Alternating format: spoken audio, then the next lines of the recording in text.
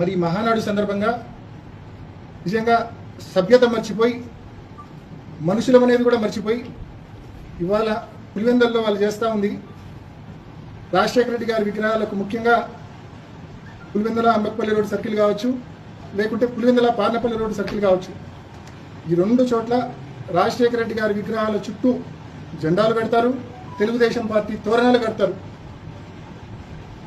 నిన్న ఉదయం మా మున్సిపల్ చైర్పర్సన్ గారు మరి కొంతమంది కౌన్సిలర్లు అందరూ డిఎస్పీ ఆఫీస్కి వెళ్ళి కంప్లైంట్ చేసినారు.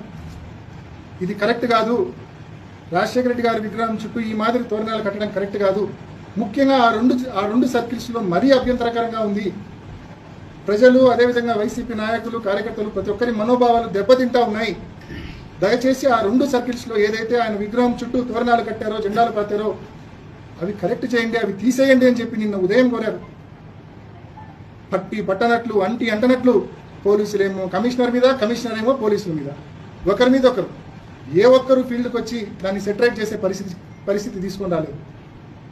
ఇవాళ ఉదయం మరి కొంతమంది వెళ్ళి పార్టీ కార్యకర్తలు నాయకులు కొంతమంది వెళ్ళి ఆయన ఇందాక ఈ టెక్రవి ఏదో మాట్లాడినాడు, కిందేసి తొక్కడం ఇక్కడం ఏం చేయలేదు. కేవలం వాళ్ళ కండువా వాళ్ళ పార్టీకి సంబంధించిన తోరణాలు ఏదైతే ఆ రెండు సర్కిల్స్లో రాజశేఖర రెడ్డి గారి విగ్రహానికి అడ్డంగా ఉన్నాయో వాటిని మాత్రమే తొలగించడం జరిగింది.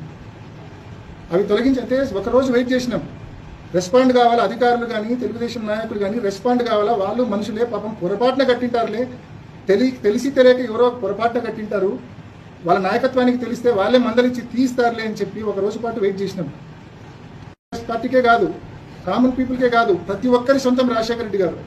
ఆయన ఈ ప్రాంతంలో ప్రతి ఒక్కరి గుండెలో ఒక ఎమోషన్ రాజశేఖర రెడ్డి గారు.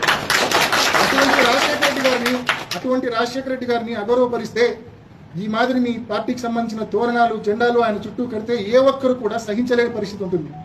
కాబట్టే రెస్పాండ్ అయినారు, తీసేసినారు. ఇవాళ మళ్ళీ మనవి చేస్తా ఉన్నాం, ఆ రెండు సర్కిల్స్లో మీరు ఏదైతే తోరణాలు జెండాలు కట్టారో అవి తీసివేయండి అని. లాంగ్ రన్ మంచిది కాదు, ఇది సభ్యత కాదు. మళ్ళీ మీరు ఇందాక ప్రెస్ మీట్ పెట్టి నీతులు మాట్లాడుతూ ఉన్నారు, మీరు చేసిన తప్పుకు కారణాలు వెతుకుతూ ఉన్నారు. ఇది తప్పని ఒప్పుకో, కుందాగా ఉంటుంది. తప్పని ఒప్పుకోకుండా కారణాలు వెతుకుతూ ఉన్నారు. ఏమంట కారణాలు?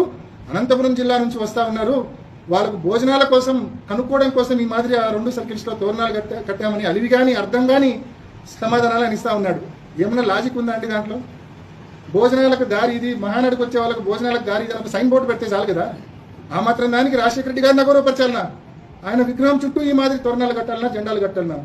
చేసింది తప్పు, మళ్ళా ఆ తప్పును వెనకేసుకొని రావడానికి ఇటువంటి దొంగ కారణాలు దొంగ సాకులు వెతుక్కుంటా ఉన్నారు.